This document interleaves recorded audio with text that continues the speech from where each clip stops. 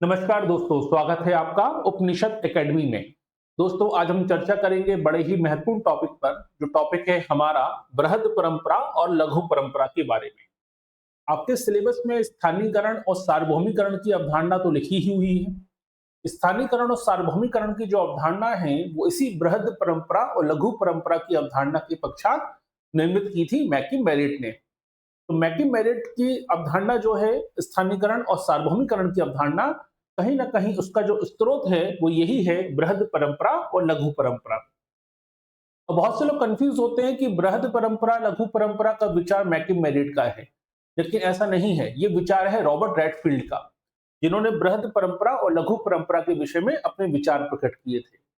ठीक है, तो आज हम जानने का प्रयास करेंगे कि बृहद परंपरा और लघु परंपरा क्या होती है, दोनों में अंतर क्या होता है, दोनों के मूल तत्व क्या होते हैं, और साथ ही साथ भारतीय समाज शास्त्रियों में विशेषकर, ठीक है, एस टी दुबे ने इस परंपरा के दो ही जो विभाजन है, दो ध्रुवीय विभाजन है, इसको नकारा है और 6 परंपराओं का उल्लेख किया है।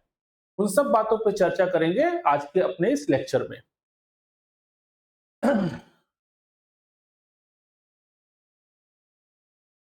चलिए, कोई बात नहीं, ठीक है, क्लास नहीं ले पाए, रिकॉर्डेड लेक्चर देख के कवर जरूर कर लीजिएगा। सभी लोग जो भी क्लास से जुड़े हुए हैं एप्लीकेशन पर, ठीक है, अगर किसी कारणवश क्लास ज्वाइन नहीं कर पाते हैं या क्लास का छूट जाती है किसी कारणवश, तो ज़्यादा पेंडिंग मत होने दीजिएगा, क्योंकि ऑनलाइन क्लासेस में सबसे बड़ी प्रॉब्लम यही आती है कि बहुत सारे वीडियो जमा हो जाते हैं, क्योंकि प्रतिदिन 3 से 4 लेक्चर होते हैं। अब प्रतिदिन 4 लेक्चर होंगे, अगर आपने 2 से 3 क्लास छोड़ दी हैं, तो 10-12 लेक्चर का बर्डन आपके ऊपर आ जाता है। इसलिए ठीक है, क्लास को जल्दी से जल्दी कवर कर लिया कीजिए। चलिए, तो शुरुआत करते हैं आज का अपना ये टॉपिक, यानी बृहद परंपरा और लघु परंपरा के बारे में। सबसे पहले हम बात करें कि परंपरा का मतलब क्या होता है। तो संस्कृत भाषा में परंपरा 2 शब्दों से मिलकर बना है। परंपरा शब्द संस्कृत के 2 शब्दों से मिलकर बना है। एक होता है परम, ठीक है, माफ कीजिएगा, ठीक है, एक होता है परम और दूसरा होता है द्रा। परम मतलब होता है आगे या उच्च, और द्रा मतलब होता है देना या प्रदान करना। आगे की तरफ याद रखिए, हम जो रीति रिवाज है, मूल्य है, मान्यताएं हैं, एक पीढ़ी से दूसरी पीढ़ी को जो ज्ञान है, संस्कृति है, उसका जब हस्तांतरण करते हैं, इसी को कहा जाता है परंपरा। क्लियर हुआ? तो परंपरा की परिभाषा तो आपसे नहीं पूछेंगे, स्वाभाविक सी बात है, क्योंकि सिलेबस टॉपिक है बृहद परंपरा और लघु परंपरा। लेकिन परंपरा का सामान्य अर्थ आपको क्लियर होना चाहिए। अब बात आती है यहाँ पे एस सी दुबे साहब की। ठीक है, अभी आके इसकी हम आलोचना भी पढ़ेंगे, कई सारी आलोचनाएं भी करी हैं परंपराओं को 2 भागों में वर्गीकरण जो हुआ उसको लेकर। लेकिन परंपरा का एक कॉन्सेप्ट समझ लीजिए। परंपरा में अभी हम पढ़ेंगे कि रॉबर्ट रेडफील्ड ने 2 प्रकार की परंपराओं का उल्लेख किया, लघु परंपरा और बृहद परंपरा। इसको लेकर आलोचना पूछी गई थी। एक बार क्वेश्चन पूछा गया कि निम्न में से किसने, ठीक है, रॉबर्ट रेडफील्ड की लघु परंपरा और दीर्घ परंपरा का या बृहद परंपरा की आलोचना की है। तो याद रखिएगा, भारतीय समाज शास्त्री में सबसे बड़ा नाम आता है एस सी दुबे साहब का, श्यामचरण दुबे साहब का, जिन्होंने इस विभाजन को नकारा है। लेकिन हमने शुरुआत में क्यों पढ़ लिया? इस शुरुआत में इसलिए पढ़ लिया कि जब कोई क्वेश्चन आ चुका होता है। अभी हाल ही में 6 महीने पहले एक एग्जाम हुआ था लोकल लेवल पर यहाँ पर मध्य प्रदेश में, उसमें ये क्वेश्चन ऐसा का ऐसा ही पूछ लिया गया, इसलिए बॉक्स में इस क्वेश्चन को हमने अलग से शामिल कर लिया है। बात आती है परंपरा की। तो परंपरा को 2 भागों में बांटा, लघु परंपरा और बृहद परंपरा में। किसने बांटा? अमेरिकी समाजशास्त्री रॉबर्ट रेडफील्ड ने बांटा। ठीक है, तो ये अपने किस आधार पर इसको इन्होंने ये विभाजन किया? तो रॉबर्ट रेडफील्ड ने ये विभाजन किया मैक्सिको में टेपाजोलॉन की स्टडी के पश्चात। तो मैक्सिको में टेपाजोलॉन जो क्षेत्र है वहां पर स्टडी करी, और रॉबर्ट रेडफील्ड ने मैक्सिको के अध्ययन के पश्चात, ठीक है, परंपराओं को 2 भागों में वर्गीकृत किया, लघु परंपरा और बृहद परंपरा। आगे जाकर इस कॉन्सेप्ट को, रॉबर्ट रेडफील्ड के इस अवधारणा को भारतीय संदर्भ में समझाने का प्रयास किया किसने? मैकिम मेरिट ने। तो मैकिम मेरिट ने, याद रखिए, जो अपनी स्थानीयकरण और सार्वभौमिकरण की अवधारणा दी है, उसके लिए उन्होंने रॉबर्ट रेडफील्ड की लघु परंपरा, दीर्घ परंपरा को ही स्वीकार किया है और इसे भारतीय समाज के संदर्भ में समझाने का और ढालने का प्रयास किया। तो रॉबर्ट रेडफील्ड की लघु परंपरा, दीर्घ परंपरा को भारतीय संदर्भ में स्पष्ट करने का प्रयास किसने किया? मैकिम मेरिट ने किया। इसका मतलब ये नहीं है कि मैकिम मेरिट ने लघु परंपरा, दीर्घ परंपरा का विचार दिया है। यह विचार किसने प्रतिपादित किया है? अमेरिकन समाजशास्त्री रॉबर्ट रेडफील्ड ने आपके प्रतिपादित किया है। ठीक है, तो कंफ्यूजन क्रिएट नहीं होना चाहिए। जब भी लघु परंपरा, दीर्घ परंपरा शब्द आएगा, इस अवधारणा के बारे में क्वेश्चन पूछा जाएगा, तो आंसर क्या आएगा? रॉबर्ट रेडफील्ड आएगा। ठीक है, कोई डाउट, कोई क्वेश्चन हो तो पूछिए।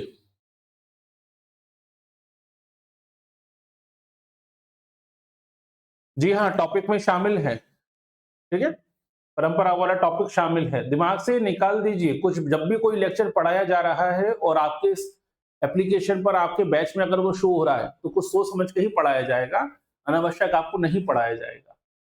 ठीक है, सबसे पहले हम शुरुआत करते हैं, क्योंकि जो रॉबर्ट रेडफील्ड ने दो भागों में बांटा है परंपरा को, तो बृहद परंपरा और लघु परंपरा। लेकिन अभी हम मैकन मेरिट के अनुसार या रॉबर्ट रेडफील्ड के अनुसार नहीं पढ़ रहे हैं, हम एक समान अवधारणा के तौर पर पढ़ रहे हैं कि भाई ग्रांड ट्रेडिशन, आपके ट्रेडिशन होता क्या है। तो जो ग्रेट ट्रेडिशन होता है, बृहद परंपरा होती है, इसका मतलब क्या होता है? तो आसान भाषा में समझिए। जैसे मान लीजिए आपने देखा कि दशहरा मनाया जाता है, अभी हाल ही में रक्षाबंधन है, दुर्गा पूजा है, ठीक है, दीपावली है, होली है। ये वो पर्व होते हैं, ईद है, ये वो पर्व होते हैं जो समाज के पूरे भारत में सभी राज्यों में बड़े पैमाने पर मनाए जाते हैं। ठीक है, जिनका उल्लेख हमारे वेदों में, जिनका उल्लेख हमारे शास्त्रों में होता है, जिनके संबंध में समाज में कुछ नियम कायदे बने हुए हैं और जिनको नियम कायदे समान रूप से एक रूपता पाई जाती है, जिनका उल्लेख हमारे शास्त्रों में हो, समाज के बहुत बड़े तबके के द्वारा उन त्योहारों को मनाया जाता है। लेकिन कुछ परंपराएं ऐसी हैं, देखी होंगी आपने, जैसे स्थानीय देवी देवता होते हैं कि भाई उत्तराखंड में है नरोती देवी की पूजा होती है, या कुछ स्थानीय देवी देवता है जहां पर उन्हीं की पूजा होती है, पूरे भारत में वो पूजा पाठ नहीं होती। कुछ त्योहार ऐसे होते हैं, कुछ मेले ऐसे होते हैं, कुछ पर्व ऐसे होते हैं जो स्थानीय समुदाय के द्वारा ही मनाए जाते हैं। जनजातीय समुदायों में कुछ देवता होते हैं, दूल्हा देव, बूढ़ा देव, ठाकुर देव, इनकी पूजा केवल जनजातीय समुदाय में ही की जाती है। तो ऐसी जो परंपराएं होती हैं, तो परंपराओं के आधार पर हम देखें तो दो प्रकार की परंपराएं उभर कर सामने आई, बृहद और लघु। तो दीपावली है, दशहरा है, ये क्या होंगे? ये बृहद परंपरा के उदाहरण है। लेकिन ठाकुर देव, दूल्हा देव की पूजा, ये स्थानीय परंपरा का उदाहरण है। कुंभ मेला लगता है तो ये राष्ट्रीय परंपरा का उदाहरण है, बृहद परंपरा है, कुंभ मेला लगा है। लेकिन मध्य प्रदेश और आपके राजस्थान के बॉर्डर पर झाबुआ, अलीराजपुर क्षेत्र में लगने वाला जो मेला लगता है भील जनजाति का, भगोरिया मेला, वो लघु परंपरा का उदाहरण हुआ। क्यों? क्योंकि उसका मेंशन किसी शास्त्रों में नहीं मिलता है, लेकिन दिवाली के बारे में या पर्वों के बारे में हमें शास्त्रों में उल्लेख मिलता है। तो इस आधार पर आप बृहद परंपरा, लघु परंपरा के उदाहरण को अगर देखा जाए तो आसानी से समझ सकते हैं। तो सबसे पहले आती है बृहद परंपरा, एक ऐसी परंपरा जो समाज के उच्च वर्ग के द्वारा, समाज के शिक्षित वर्ग के द्वारा, शहरी और जो सुसंस्कृत लोग होते हैं, ठीक है, उनके द्वारा अपनाई जाने वाली परंपराओं को बृहद परंपरा में शामिल किया जाता है। तो पहली बात तो कुछ विशेषताएं आपको क्लियर हो गई कि समाज का जो उच्च तबका है, ठीक है, शिक्षित वर्ग है, सुसंस्कृत वर्ग है, शहरी वर्ग है सामान्यता, ठीक है, उसके द्वारा अपनाई जाने वाली परंपराओं को बृहद परंपरा में शामिल किया जाता है। दूसरी महत्वपूर्ण बात, इन परंपराओं का उल्लेख स्थानीय भाषाओं में या राष्ट्रीय भाषाओं में भी देखने को मिलता है। जैसे भारत में बहुत सी परंपराएं हैं जो संस्कृत ग्रंथों में, अरबी या शास्त्रीय भाषाओं में उनका उल्लेख मिलता है। तीसरी महत्वपूर्ण बात, इस प्रकार की परंपराओं को याद रखिए हमारे दार्शनिकों के द्वारा, धार्मिक ग्रंथों के द्वारा, महाकाव्यों ग्रंथों में उल्लेखित किया गया होता है। चौथी महत्वपूर्ण बात, इन परंपराओं का पालन विद्वानों के द्वारा, पंडितों के द्वारा, पुरोहितों, धर्मचारों के द्वारा कराया जाता है। देखिए, ये हल्की बल्कि परंपरा नहीं कि हर कोई कुछ भी करने लगे, झाड़ फूक, जादू टोना इसमें नहीं आएगा। यानी वो परंपराएं जो विख्यात हैं, जो हमारे शास्त्रों में उल्लेखित हैं, जिनके पर बड़े बड़े ग्रंथ लिखे गए हैं, पुराणों में और वेदों में जिनका उल्लेख किया गया है, जिनको शंकराचार्य के द्वारा या जो महंत होते हैं, पंडित हैं, पुजारी हैं, इनके द्वारा आयोजित किया जाता है, इनका पालन कराया जाता है, ऐसी परंपराओं को हम बृहद परंपरा के रूप में देखते हैं। ये वो परंपराएं हैं जो व्यवस्थित हैं, लिखित रूप में हैं, इनका आप ऐसा तोड़ मड़ोड़ के इनका इस्तेमाल नहीं कर सकते। स्थानीय समुदाय के हिसाब से या स्थानीयता के हिसाब से आप इनको बदल के इस्तेमाल कर लेंगे, नहीं।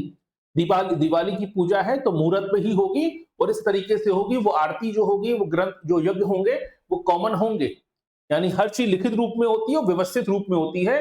ऐसी परंपराओं को हम बृहद परंपरा की श्रेणी में शामिल करते हैं। क्लियर यहां तक? तो बृहद परंपरा के बारे में कुछ बातें क्लियर होनी चाहिए कि बृहद परंपरा किस प्रकार की परंपरा होती है। ठीक, अब बृहद परंपरा के जो तत्व आते हैं, यहां से पेपर बिगड़ना शुरू हो जाएगा कि क्वेश्चन पूछा गया निम्न में से बृहद परंपरा से संबंधित प्रमुख तत्व क्या है। तो सारी विशेषताओं को पढ़ने से अच्छा है कि प्रमुख तत्व को पढ़ लीजिए बृहद परंपरा के। ठीक है, पहला, बृहद परंपरा हमारी औपचारिक शिक्षा से या विधा से जुड़े होते हैं। शास्त्रों में इनका उल्लेख होता है, साहित्यों में इनका उल्लेख होता है। व्यापकता होती है, समाज के बहुत बड़े तबके के द्वारा, समाज के बहुसंख्यक वर्ग के द्वारा इन परंपराओं का पालन किया जाता है। तीसरा, यह परंपराएं लिखित रूप में होती हैं, शास्त्रों में होती हैं, वेदों में उल्लेखित होती है, धर्म ग्रंथों में उल्लेखित होती हैं, महाकाव्यों में उल्लेखित होती हैं, लिखित रूप में होती हैं। चौथा, संहिताबद्ध होती हैं, व्यवस्थित ज्ञान होता है इनके बारे में, इनका पालन कैसे करना है, कौन इनका पालन करेगा, कौन इनसे परंपराओं का, ठीक है, किस प्रकार से इस्तेमाल किया जाएगा, परंपराओं का अनुसरण कैसे होगा, सब कुछ संहिताबद्ध होता है कानून की तरह। ठीक है, पंडित और विद्वानों के द्वारा इन परंपराओं का संरक्षण किया जाता है। जैसे यज्ञ होते हैं, तो यज्ञ आप घर में बैठ के अपने स्तर पर यज्ञ नहीं कर सकते, आपको एक पंडित की, पुजारी की आवश्यकता होगी। ठीक है, कुछ संस्कृत के श्लोकों का अनुसरण किया जाएगा, उस हिसाब से यज्ञ होंगे। ऐसा नहीं कि घर में केवल आपने लकड़ी जला ली उसको यज्ञ कहा जाएगा, नहीं। पंडित और संरक्षण वर्ग की आवश्यकता होती है बृहद परंपरा के पालन के लिए। इसके अलावा शास्त्रीय धर्मों और दर्शन जुड़ा होता है, इसमें फिलॉसफी जुड़ी होती है, और कहीं ना कहीं जो हमारा क्लासिकल अप्रोच है रिलीजन को लेकर, धर्म को लेकर, वो आस्था जुड़ी होती है। तो ये होते हैं बृहद परंपरा के तत्व, जिसमें व्यापकता हो, जो लिखित रूप में हो, जो संहिताबद्ध हो, जो शास्त्रीयता दर्शन से जुड़ी हो, जो पंडित विद्वानों के द्वारा संरक्षित हो, जो औपचारिक शिक्षा या औपचारिक विधा से जुड़ी होती है। ऐसी परंपरा को हम क्या कहते हैं? बृहद परंपरा कहते हैं। क्लियर है यहां तक? अब आती है आपके ट्रेडिशन यानी लघु परंपरा। ठीक इसकी उल्टा हो गया। लघु परंपरा क्या होती है? जो शहरों में नहीं बल्कि ग्रामीण क्षेत्रों में होती है, जिससे समाज का अशिक्षित वर्ग जो है इन परंपराओं का पालन करता है, जिन्हें लोक समाज, जो लोकल सोसाइटी होती है, लोकल कम्युनिटी होती है, स्थानीय समुदाय होते हैं, वो जनजाति समुदाय होते हैं, वो इस प्रकार की परंपराओं का पालन करते हैं। इन परंपराओं का उल्लेख भाषा या बोली पर आधारित होता है। जो लोकल लैंग्वेज होती है, स्थानीय बोली होती है, स्थानीय भाषाएं होती हैं, उस परंपराओं में, उन भाषाओं में, उन शब्दावली में इस प्रकार की परंपरा का उल्लेख मिलता है। ठीक है, ये लिखित रूप में नहीं होती है, मौखिक रूप में होती है। आने वाली पीढ़ी को मौखिक रूप से सिखाई जाती है। इनका लिखित रूप में कहीं उल्लेख नहीं मिलता। वेदों में, शास्त्रों में, ग्रंथों में इन परंपराओं का कोई उल्लेख नहीं मिलता है। जैसे लोक कथाएं हैं, गीत हैं, मेले हैं, उत्सव हैं, ये स्थानीय स्तर पर होने वाली जो भी घटनाएं होती हैं, जो भी आपके सामाजिक दायरे में होने वाली चीजें होती हैं, वो सभी इसमें लघु परंपराओं में शामिल हो जाती हैं।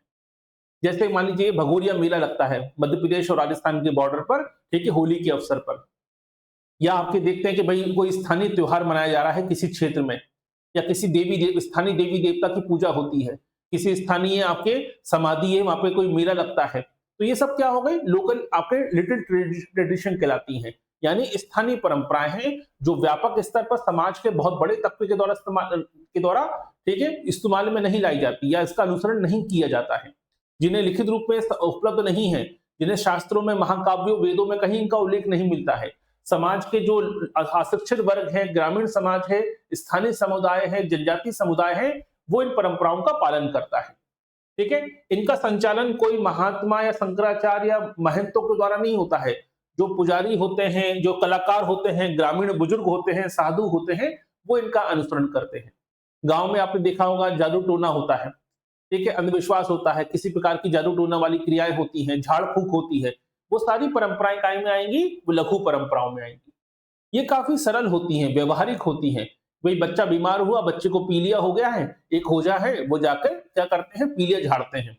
ये जो परंपरा हो गई पीलिया झड़वाने की परंपरा, ये क्या हो गई? स्थानीय परंपरा हो गई। ठीक है, यानी एक लघु परंपरा हो गई। कोई दिक्कत इसमें? तो लघु परंपरा और आपके बृहद परंपरा में आपको क्लियर होना चाहिए। अभी हम इसका अंतर भी पढ़ेंगे। अभी हमने पढ़ा था बृहद परंपरा के तत्व क्या होते हैं, ऐसे ही लघु परंपरा के तत्व क्या होते हैं। पहली बात तो ये जो परंपराएं होती हैं वो जन साधारण की परंपरा होती है। समाज के आम लोग जो होते हैं, समाज का जो अशिक्षित वर्ग होता है, ठीक है, वो इन परंपराओं का अनुसरण करता है। दूसरा, ये लोक परंपरा से जुड़ी होती है, स्थानीयता से जुड़ी होती है। तीसरा, स्थानीय संस्कृति का लक्षण इसमें विद्यमान होता है। यानी अगर आप मध्य प्रदेश की बात करें तो मध्य प्रदेश के जनजातीय समुदायों में एक अलग प्रकार का कल्चर होगा, विवाह को लेकर, परिवार को लेकर, मृत्यु संस्कार अलग प्रकार के होंगे। वहीं झारखंड की बात करें तो झारखंड के जनजातीय समुदायों के मृत्यु संस्कार, विवाह संस्कार अलग होंगे, क्योंकि ये प्रकार की जो परंपराएं होती है वो स्थानीय संस्कृति से प्रभावित होती हैं। इसके अलावा अनुष्ठान बहुत ज्यादा होते हैं, इसमें यज्ञ हो रहे हैं, जादू टोना हो रहा है, कर्मकांड होते हैं, इस प्रकार की परंपराओं से जुड़े होते हैं। इसके अलावा अलिखित होती है, ये लिखित रूप में नहीं होती है, शास्त्रों में, वेदों में, ग्रंथों में, महाकाव्यों में इनका उल्लेख नहीं होता है, और काफी लचीली होती है, क्योंकि इसमें कुछ लिखित रूप में नहीं है, मौखिक रूप में एक पीढ़ी से दूसरी पीढ़ी को पहुंचाई गई है, तो हर पीढ़ी अपने अनुसार इन परंपराओं में बदलाव करती रहती है।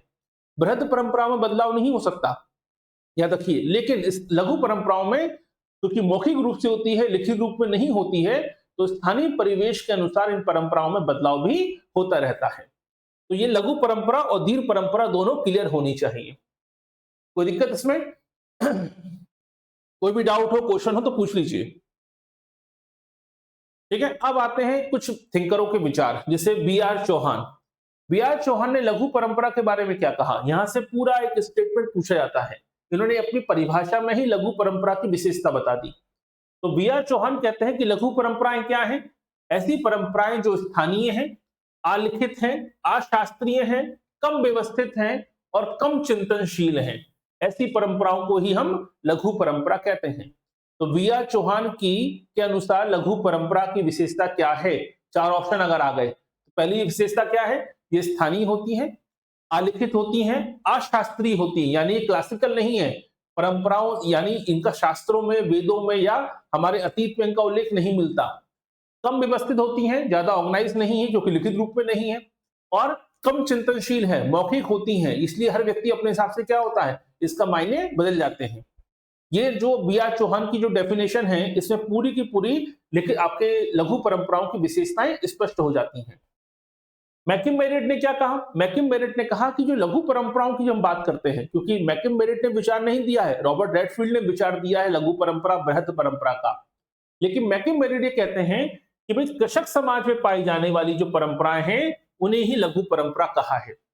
यानी मैकिम मेरिट के अनुसार जो ग्रामीण समाज में, ठीक है, कृषक समाज में पाई जाने वाली जो परंपराएं हैं, उसे ही लघु परंपरा की संज्ञा दी है। किसने?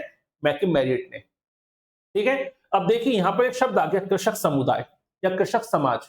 इसका मतलब है कि मैकिम मेरिट जनजातीय समुदायों की संस्कृति को लघु संस्कृति में शामिल नहीं कर रहे हैं, वो केवल कृषक समाज की संस्कृति को ही लघु समुदाय में या माफ कीजिएगा, लघु संस्कृति में शामिल करते हैं, लघु परंपरा में शामिल करते हैं। अब आते हैं योगेंद्र सिंह। यहां से कभी कभी क्वेश्चन बन जाता है। वैसे देखा जाए तो योगेंद्र सिंह का जो विचार है परंपराओं का प्रकार, वो लघु परंपरा या वृहद परंपरा की अवधारणा को स्वीकार नहीं करते। इसके स्थान पर उन्होंने 3 प्रकार की परंपराओं का जिक्र किया है। यहां से क्वेश्चन बन सकता है योगेंद्र सिंह पर। जब भी हम परंपरा वाला टॉपिक पढ़ते हैं, योगेंद्र सिंह अलग टॉपिक पढ़ा जाता है पूरा, या थिंकर के रूप में। तो योगेंद्र सिंह ने भारतीय परंपरा को 3 भागों में बांटा। उन्होंने रॉबर्ट रेडफील्ड और मैकिम मेरिट की जो परंपराओं का द्विविभाजन है, इसको स्वीकार नहीं किया। तो 3 प्रकार की परंपराएं कौन सी हैं, ये क्वेश्चन ऑब्जेक्टिव फॉर्म में पूछा जा सकता है। पहला, अभिजातीय परंपरा, यानी समाज के एलिट क्लास के द्वारा आपके द्वारा अनुसरण की जाने वाली परंपराएं।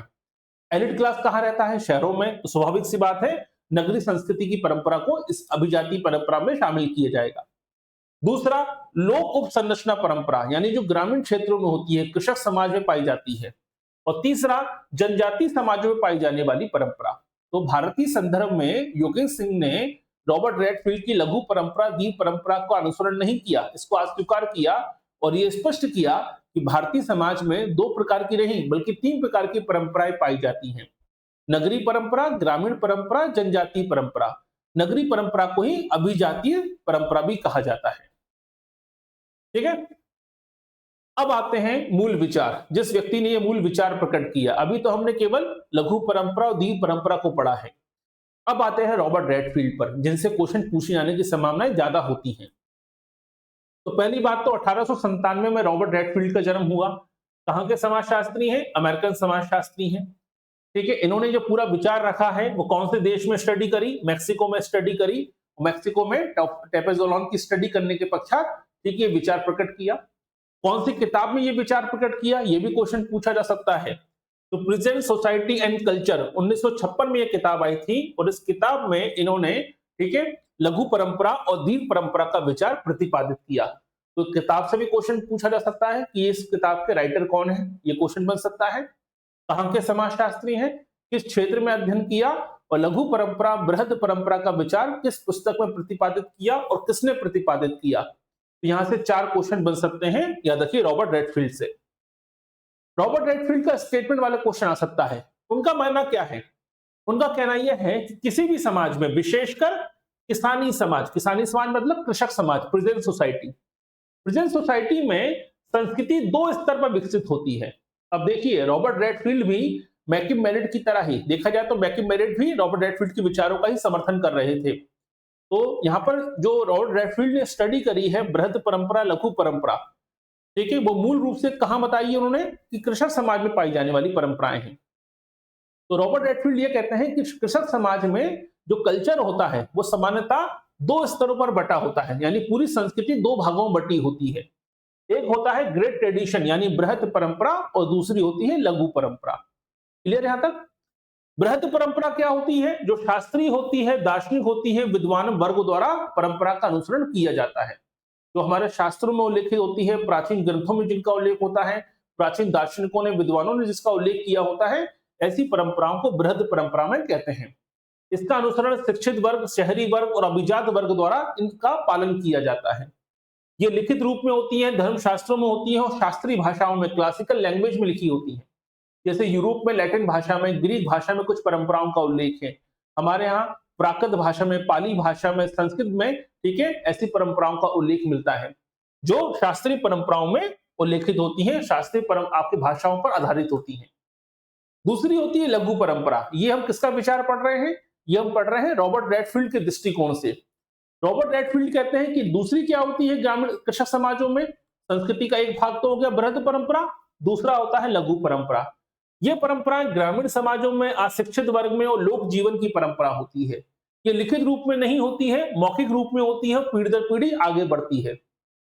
ये शास्त्रीय भाषाओं में उल्लेखित नहीं होती, बल्कि लोक गीतों में, लोक गाथाओं में, मेलों में और लोक जो भाषाएं होती हैं, स्थानीय भाषाओं में उल्लेखित होती है।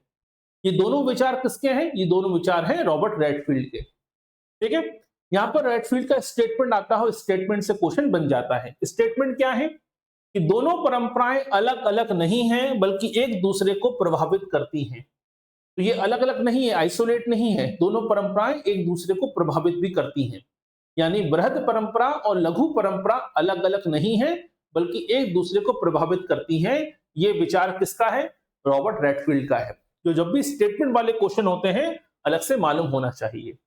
अब देखिए यहां से एक क्वेश्चन आता है कि कल्चरल डायलॉग की अवधारणा किसने दी है? ये सिंपल सा क्वेश्चन है और ये बृहद परंपरा लघु परंपरा से ही जुड़ा हुआ है कि कल्चरल डायलॉग की अवधारणा किसने प्रतिपादित करी। तो पहला क्वेश्चन तो यहीं से बन गया, रॉबर्ट रेडफील्ड ने कल्चरल डायलॉग की अवधारणा दी है। अब ये कल्चरल डायलॉग होता क्या है? जब बृहद परंपरा नीचे की ओर क्या करती है, पहुंचकर, ठीक है, स्थानीय परंपरा को बदलने की कोशिश करती है, या हम कह सकते हैं कि बृहद परंपरा स्थानीय परंपरा से प्रभावित करने लग, स्थानीय परंपरा को प्रभावित करती है, स्थानीय भाषा से, स्थानीय संस्कृति से, स्थानीय कथाओं में कहीं ना कहीं अपने आप को समाहित करने लगती है। वहीं दूसरी ओर लघु परंपरा भी ऊपर की ओर उठकर बृहद परंपरा का रूप लेने लगती है। तो इसी प्रोसेस को कल्चरल डायलॉग कहा जाता है। यानी बृहद परंपरा थी, जैसे मान लीजिए दशहरा, आपने सुना होगा दशहरा, दशहरा पूरे भारत में मनाया जाता है, लेकिन आपने सुना होगा मैसूर का दशहरा बड़ा फेमस है। उत्तराखंड की बहुत सी जनजातियों में दशहरा अलग तरीके से मनाया जाता है, मध्य प्रदेश में बहुत सी जनजातियों में दशहरे को अलग दृष्टिकोण से मनाया जाता है। यानी दशहरा एक राष्ट्रीय परंपरा है, दशहरा एक बृहद परंपरा है, लेकिन किसी समुदाय में उस परंपरा को अलग तरीके से और अपनी स्थानीय संस्कृति में जोड़कर पढ़ाया, अगर उसको मनाया जाए तो क्या हो जाएगा, वो धीरे धीरे स्थानीय स्तर पर ढलने की कोशिश करेगा। वहीं स्थानीय स्तर पर कोई त्योहार मनाया जाता था, वो धीरे धीरे धीरे धीरे पूरे भारत में फैलने लगा। जैसे छठ पूजा, छठ पूजा बिहार और पूर्वी उत्तर प्रदेश में बड़े पैमाने पर मनाई जाती थी, और आज आप देखिए महाराष्ट्र से लेकर मध्य प्रदेश तक, हरियाणा तक, राजस्थान तक बहुत बड़े पैमाने पर छठ पूजा बढ़ने लगी है। यानी जब कोई बृहद परंपरा नीचे की ओर जाए या लघु परंपरा ऊपर की ओर मूव करे, ठीक है, गतिशील हो जाए, तो इसके बीच के जो प्रोसेस होती है, इस प्रोसेस को कल्चरल डायलॉग कहा है किसने? रॉबर्ट रेडफील्ड ने। ठीक है, तो यहां से क्वेश्चन बन सकता है, रॉबर्ट रेडफील्ड की अवधारणा है कल्चरल डायलॉग, जो स्थानीय, जो लघु परंपरा और बृहद परंपरा से जुड़ी हुई है। अब आते हैं मैकिम मेरिट, क्योंकि इन्होंने भारतीय संदर्भ में लघु परंपरा और बृहद परंपरा के विचार को समझाने का प्रयास किया। इन्होंने रॉबर्ट रेडफील्ड के ग्रेट ट्रेडिशन और लिटिल ट्रेडिशन के ढांचे को स्वीकार किया, सही बात है, और इसने कहीं ना कहीं भारतीय गांव में, विशेषकर भारत में जो उत्तर भारत का गांव है किशनगढ़ गांव, ठीक है, बहुत से में किशनगढ़ मिलता है, बहुत से में किशन अलग से लिखा होता है, किसानगढ़ लिखा होता है, वैसे सही शब्द है किशनगढ़। तो किशनगढ़ी गांव का अध्ययन किया और उस अध्ययन करके भारतीय ग्रामीण समाज में और भारतीय संस्कृति में, ठीक है, लघु परंपरा और दीर्घ परंपरा को इस संदर्भ में समझाने का प्रयास किया है किसने? मैकिम मेरिट ने। इसलिए बहुत से स्टूडेंट को लगता है कि लघु परंपरा दीर्घ परंपरा का विचार मैकिम मेरिट का है, उनका नहीं है, रॉबर्ट रेडफील्ड का है। इन्होंने केवल उस विचार को भारतीय संदर्भ में समझाने का प्रयास किया किशनगढ़ी गांव का अध्ययन करने के दौरान। अब इन्होंने जो अपना विचार रखा उसे कहा जाता है संवहन प्रक्रिया। यहीं से क्वेश्चन बनता है, संवहन प्रक्रिया यानी प्रोसेस ऑफ कम्युनिकेशन की अवधारणा किसने दी है? तो समाजशास्त्र में प्रोसेस ऑफ कम्युनिकेशन की अवधारणा, संवहन प्रक्रिया की अवधारणा किसने दी है? मैकिम मेरिट ने दी है। अब ये संवहन प्रक्रिया की अवधारणा है क्या, इसको भी समझ लीजिए। मैकिम मेरिट ये कहते हैं कि भारतीय समाज में शास्त्रीय धर्म ग्रंथ, संस्कृत परंपरा, दर्शन, लोक गाथाएं, ये सब कुछ आपस में क्या है? अलग अलग नहीं है, सब कुछ आपस में घुला मिला हुआ है। ठीक है, कोई आइसोलेट नहीं है। जैसा कि अभी हमने पढ़ा था, रॉबर्ट रेडफील्ड ने भी कहा था कि बृहद परंपराएं, लघु परंपराएं अलग अलग नहीं होती है, एक दूसरे को प्रभावित करती हैं। यहाँ ये कहते हैं कि प्रभावित नहीं करती हैं, बल्कि एक दूसरे में घुली मिली होती हैं। तो भारत में जो बड़े बड़े ग्रंथ हैं, शास्त्रीय परंपराएं हैं, और भारत में जो लोक परंपराएं हैं, जातिगत परंपराएं हैं, वो आपस में क्या है? एक साथ विद्यमान रहती हैं। दोनों परंपराएं एक दूसरे से अलग नहीं रहती, बल्कि लगातार एक दूसरे से कम्युनिकेट करती रहती हैं, संवाद करती रहती हैं। बृहद परंपरा नीचे की ओर प्रस्थान करती है, लघु परंपरा नीचे से ऊपर की ओर प्रस्थान करती है, और यही प्रवाह लगातार चलता रहता है, और इसी प्रवाह को उन्होंने संवहन प्रक्रिया के रूप में समझाया है। यानी जिस विचार को कल्चरल डायलॉग कहा है रॉबर्ट रेडफील्ड ने, उसे ही, ठीक है, मैकिम मेरिट ने संवहन प्रक्रिया के रूप में समझाया। लेकिन एक मूल अंतर है, बस मूल अंतर क्या है? रॉबर्ट रेडफील्ड कहते हैं कि बृहद परंपरा और लघु परंपरा अलग अलग नहीं है, बल्कि एक दूसरे को प्रभावित करते हैं। जबकि संवहन प्रक्रिया में मैकिम मेरिट ये कहते हैं कि नहीं, प्रभावित नहीं करते हैं, वो अलग अलग है ही नहीं, वो तो कम्युनिकेट करते हैं, एक दूसरे को प्रभावित करने की कोशिश नहीं करते हैं, बल्कि एक दूसरे में घुलने मिलने की कोशिश करते हैं, समाहित हो जाने की कोशिश करते हैं। इसीलिए इसे उन्होंने संवहन प्रक्रिया का नाम दिया है। कोई दिक्कत इसमें? और इसी प्रक्रिया के बाद इन्होंने एक नया विचार क्रिएट किया, जिस टॉपिक को हम पहले पढ़ा चुके हैं, वो है स्थानीयकरण और सार्वभौमिकरण। तो इसी परंपरा को, इसी संवहन प्रक्रिया को समझाने के लिए एक नई अवधारणा प्रतिपादित करी, स्थानीयकरण और सार्वभौमिकरण की अवधारणा, जिस टॉपिक को पहले पढ़ाया जा चुका है। ठीक है, आपके एप्लीकेशन पर देख लीजिएगा, आपके लेक्चर में रिकॉर्डेड लेक्चर है, मिल जाएगा आपको। ठीक है, कोई समस्या इसमें? अब आते हैं मैकिम मेरिट का स्टेटमेंट। जैसे अभी रॉबर्ट रेडफील्ड का स्टेटमेंट पढ़ा था, स्टेटमेंट पढ़ना बहुत जरूरी होता है। तो मैकिम मेरिट ने क्या कहा? इन्होंने ये कहा कि भारतीय समाज में ना तो शास्त्रीय परंपरा अकेले प्रभावी है और ना ही लोक परंपरा, बल्कि दोनों क्या होती हैं? दोनों में निरंतर संवाद होता रहता है, दोनों परस्पर एक दूसरे को आदान प्रदान करती रहती हैं, और इसी से भारतीय संस्कृति का निर्माण हुआ है। ये जो पूरा स्टेटमेंट है, ये पूरा स्टेटमेंट पूछा जा चुका है एग्जाम में। इस स्टेटमेंट को अच्छे से याद कर लेना है। ठीक है, अब आते हैं डिफरेंस। कोई डाउट इसमें? क्वेश्चन हो तो पूछिए। ठीक है, तो अब आते हैं दोनों में डिफरेंस क्या है। अगर आप पूरे टॉपिक में केवल डिफरेंस पढ़ के चले जाएं तो भी पेपर गलत नहीं होगा, क्योंकि डिफरेंस से ही कॉन्सेप्ट क्लियर हो जाएगा। तो लघु परंपरा की बात, बृहद परंपरा की बात करें तो बृहद परंपरा समाज के उच्च वर्ग के द्वारा, शास्त्रीय परंपरा होती है शहरी वर्ग के द्वारा, शिक्षित वर्ग के द्वारा अपनाई जाती है, अनुसरण किया जाता है। जबकि लघु परंपरा ग्रामीण समाज के द्वारा, अशिक्षित वर्ग के द्वारा और स्थानीय समुदाय के द्वारा अनुसरण किया जाता है। ये पहला डिफरेंस हो गया। बृहद परंपरा, ठीक है, संस्कृत में या अन्य शास्त्रीय भाषाओं में लिखित रूप में उपस्थित होती है, जबकि लघु परंपरा लोक भाषा में होती है और मौखिक रूप में होती है, लिखित रूप में नहीं होती है। शास्त्रों में इनका उल्लेख नहीं मिलता है। बृहद परंपरा की बात करें तो समाज का जो अभिजात वर्ग है, विद्वान वर्ग है, पुरोहित है, पंडित है, ये वर्ग इसको संरक्षित करता है। जबकि लघु परंपरा की बात करें तो आम जनता जो होते हैं, लोक कलाकार होते हैं, लोक गीत गाने वाले लोग जो होते हैं, वो अपनी गीतों के द्वारा, अपने नाटकों के द्वारा, रंगमंच के द्वारा, कहानी किस्सों के द्वारा अपनी परंपराओं को जीवित बनाए रखने की कोशिश करते हैं। ठीक है। बृहद परंपरा जो होती हैं वो शास्त्र, धर्म, दर्शन और महाकाव्य जैसे रूपों में हमारे समक्ष उपस्थित रहती हैं। कि हम बात करते हैं रामायण की, हम बात करते हैं महाभारत की, पुराणों की, तो इन शास्त्रों के माध्यम से हमारे बीच उपस्थित रहती हैं। जबकि लघु परंपराएं लोक गीतों के द्वारा, लोक कथाओं के द्वारा, लोक नृत्यों के द्वारा हमारे समक्ष ठीक है जीवित बनी रहती हैं। जो बृहद परंपराएं होती हैं वो अमूर्त होती हैं, व्यवस्थित हैं, लिखित रूप में हैं। जबकि जो व्यवहारिक होती हैं, मौखिक होती हैं, ये लघु परंपराएं हैं।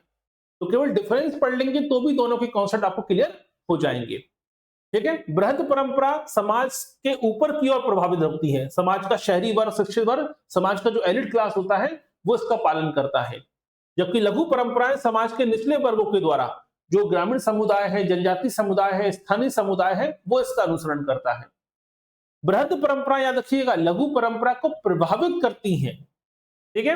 और लघु परंपराएं बृहद परंपरा से प्रभावित होती हैं और अपने आप को बदलने की कोशिश करती हैं। कॉमेंट्स क्लियर यहां तक? यही होता है लघु परंपरा और बृहद परंपरा का मूल अंतर।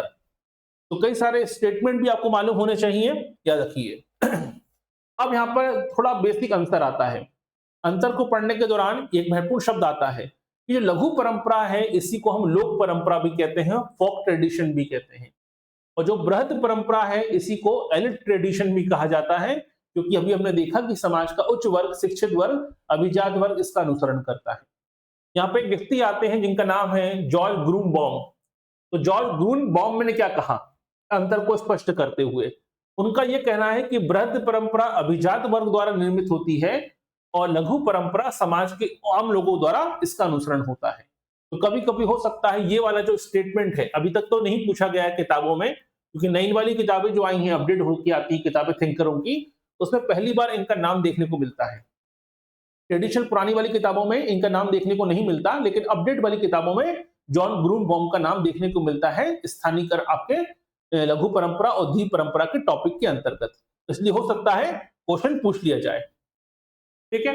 अब आते हैं भारत में, जब हमने सबसे शुरुआत में पढ़ा था, जो भी हाल ही में 6 महीने पहले एग्जाम हुआ था लोकल लेवल पर, उसमें ये क्वेश्चन पूछा गया था।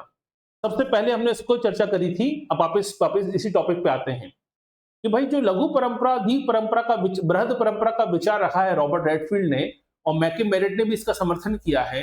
तो भारतीय समाजशास्त्री हैं एससी दुबे, उन्होंने इसका विरोध किया और उसके स्थान पर उन्होंने बहुल परंपरा सूत्र की अवधारणा दी है। इस टॉपिक को डिटेल में हमने एससी दुबे वाला टॉपिक जो पढ़ाया था आपको, श्यामचरण दुबे, उसमें बहुत डिटेल में पढ़ा चुके हैं, लेकिन फिर से थोड़ा सा पढ़ा देते हैं ताकि इस टॉपिक से रिलेटेड क्वेश्चन पूछा जा सकता है।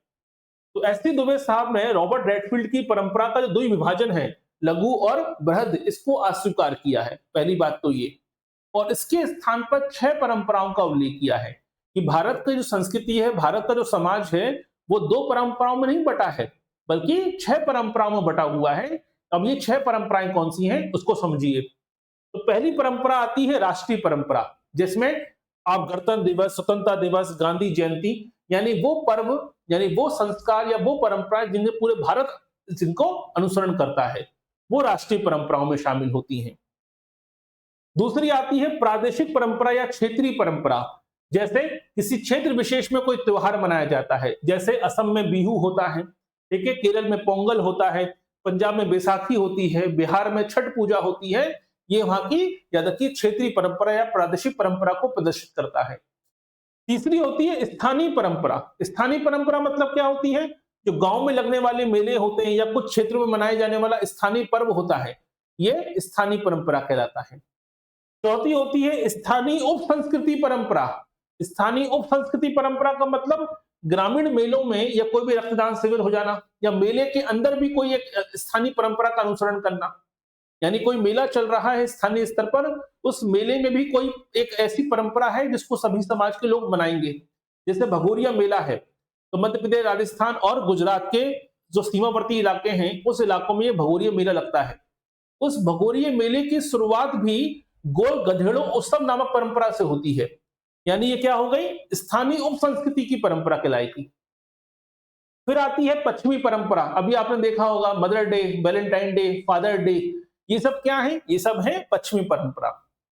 और फिर आती है शास्त्रीय परंपरा। शास्त्रीय परंपरा क्या है, जिनका हमारे वेदों में, ठीक है, महाकाव्यों में उल्लेख है, रामायण महाभारत में उल्लेख है, जैसे रामनवमी, सत्यनारायण कथा, होली, दीपावली, जो हमारे धार्मिक ग्रंथों से प्रेरित हैं, ऐसी परंपरा को शास्त्रीय परंपरा कहा है।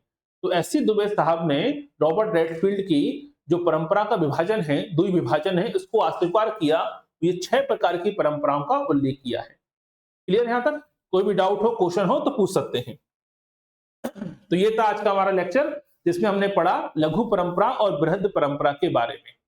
इस टॉपिक से संबंधित 25 क्वेश्चन आपको अलग से सॉल्व करा दिए जाएंगे। ठीक है, तो अगर 25 क्वेश्चन आप सॉल्व कर लेंगे इस टॉपिक से रिलेटेड, तो आपको टॉपिक में कमांड वैसे ही आ जाएगी। यहां पर याद रखिएगा, बी.आर. चौहान वाला टॉपिक जरूर पढ़िएगा। बी.आर. चौहान ने अपनी परिभाषा में ही लघु सब परंपरा की पूरी विशेषताएं बताई हैं। ठीक है, इसके अलावा मैकिम मेरिट लघु परंपरा को क्या कहते हैं, कृषक समाज की परंपरा कहते हैं। रॉबर्ट रेडफील्ड ने कौन सी किताब लिखी है, कौन से क्षेत्र का अध्ययन किया, मैकिम मेरिट ने कौन से क्षेत्र का अध्ययन किया, एस.सी. दुबे साहब हम डिटेल पढ़ चुके हैं, तो उसमें मिल ही जाएगा आपको, समीर पेट गांव का अध्ययन किया था और 6 प्रकार की परंपराओं का उल्लेख किया है।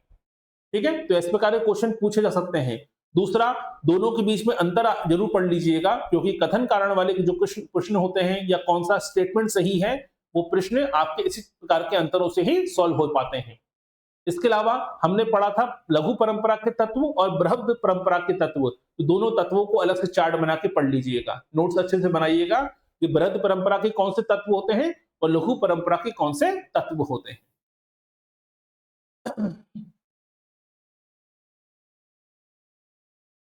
जी, पीडीएफ आपको इसमें अपलोड कर दिया जाएगा, एप्लीकेशन पर अपलोड होता है, व्हाट्सएप पे या आप प्रिंटेबल नहीं होता है। बहुत से लोगों का यही आपत्ति है, बहुत से लोगों ने इसलिए कोर्स ज्वाइन करने से पहले पूछा था और बाद में नहीं ज्वाइन किया। ना तो हम पीडीएफ आपको व्हाट्सएप पे दे सकते हैं, ना टेलीग्राम पे देंगे। पीडीएफ हमारी केवल एप्लीकेशन पर रहेगी, वीडियो लेक्चर भी एप्लीकेशन पर रहेगा। कोर्स ज्वाइन करने से पहले आपके सामने लिखा आता होगा कि पीडीएफ डाउनलोड नहीं होगी, क्योंकि स्वाभाविक सी बात है, ये जो पीडी तैयार किया गया नोट्स, ठीक है, ये मेहनत से तैयार किया गया है। बहुत से स्टूडेंट सीरियस स्टूडेंट होते हैं, वो अपने पढ़ाई पे ध्यान देते हैं। लोग बहुत से ऐसे भी लोग हैं जो डाउनलोड करने का ऑप्शन मिल जाता है तो उसको सीधा समाज सेवा करने लगते हैं और टेलीग्राम पर अपलोड करने लगते हैं। तो हम अपनी मेहनत को टेलीग्राम पे निःशुल्क तो उपलब्ध नहीं करा सकते, इसलिए हमारे ऑप्शन में एप्लीकेशन पर सिस्टम ही है, ना तो आप डाउनलोड कर सकते हैं, ना तो आप, ठीक है, उसको शेयर कर सकते हैं, ना स्क्रीनशॉट ले सकते हैं। ठीक है, इससे अच्छा है कि आप पढ़ लीजिए। अगर आप डेली 2 से 3 लेक्चर होते हैं आपके सब्जेक्ट, आपके बैच से संबंधित 2 से 3 लेक्चर आप पढ़ सकते हैं, नोट्स बना सकते हैं, तो आसान है आपके लिए, क्योंकि आप जो तैयारी कर रहे हैं वो टीचर बनने की है, प्रोफेसर बनने की है। बहुत से लोग नेट सेट की तैयारी भी कर रहे होंगे, असिस्टेंट प्रोफेसर की भी तैयारी कर रहे होंगे। तो अगर आपको एजुकेशन फील्ड में आ रहे हैं और आप शॉर्ट टर्म अपनाना चाहते हैं कि टेलीग्राम पे सब कुछ बना बनाया मिल जाए, ठीक है, तो हमारा नोट्स आपको वहां पे प्रोवाइड नहीं कराए जा सकते, तो एप्लीकेशन पर ही रहेंगे। हाँ, अगर आप लैपटॉप या डेस्कटॉप का इस्तेमाल करते हैं तो वेब पेज का लिंक हमसे मांग लीजिएगा, आपको वेब पेज का लिंक शेयर कर देंगे, तो ये पूरी क्लास आपके लैपटॉप पर, पूरी पीडीएफ आपके लैपटॉप पर ओपन हो जाएगी, लाइव क्लासेस आपके लैपटॉप पर ओपन हो जाएंगी। ठीक है, उसके लिए अलग से वेब पेज का लिंक है, आप व्हाट्सएप कर दीजिएगा, आपको शेयर कर दिया जाएगा। जिन लोगों के पास भी उपलब्ध है और जिनको मोबाइल में पढ़ने में तकलीफ है छोटी सी स्क्रीन पर, ठीक है, तो वो लैपटॉप पर या डेस्कटॉप पर पढ़ने के लिए वेब पेज का लिंक हमसे मांग सकते हैं।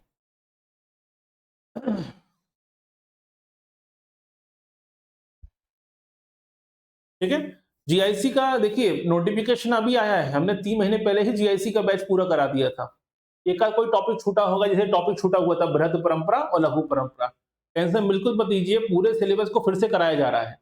तो जो लोग उस समय ज्वाइन नहीं कर पाए थे वो फिर से ज्वाइन कर सकते हैं, लेकिन कंटेंट पूरा, वीडियो, पूरे लेक्चर 9 यूनिट है जीआईसी में, 9 की 9 यूनिट पूरे के पूरे अपलोड कर दी गई है एप्लीकेशन पर। लेकिन अगर आपको रिकॉर्डेड लेक्चर तो पूरा मिल ही गया है, साथ ही साथ लाइव क्लासेस भी चल रही हैं, इसलिए लाइव क्लासेस में आपका रिवीजन भी होता जाएगा। ठीक है, चलिए, तो मुलाकात होगी अगले लेक्चर में, और अगले लेक्चर में नेक्स्ट टॉपिक में हम शुरुआत करेंगे, क्योंकि अलग-अलग एग्जाम की तैयारी चलती रहती है, 5 से 6 लेक्चर होते हैं, तो जो भी लेक्चर आपके कॉमन होगा तो उसका आपका नोटिफिकेशन आ जाएगा। तो इसलिए ये मत सोचिएगा कि नोटिफिकेशन ऑन क्यों नहीं हुआ हमारा, हम ज्वाइन नहीं कर पाए। आप इसलिए ज्वाइन नहीं कर पाए होंगे, नोटिफिकेशन तो आया होगा क्योंकि वो आपके सिलेबस का हिस्सा नहीं होगा। कुछ टॉपिक ऐसे हैं जो आपके सिलेबस में नहीं होते हैं, तो उसमें अपना समय खराब मत कीजिएगा, ठीक है। और कॉमन टॉपिक होते हैं तो वो आपको नोटिफिकेशन अपने आप आ जाएगा, ठीक है। चलिए, तो मुलाकात होगी अगले लेक्चर में। अगला लेक्चर कब होगा, एप्लीकेशन पर उसका नोटिफिकेशन आपको मिल जाएगा। तो बने रहिए हमारे साथ, मिलते हैं अगले लेक्चर में। बहुत बहुत धन्यवाद।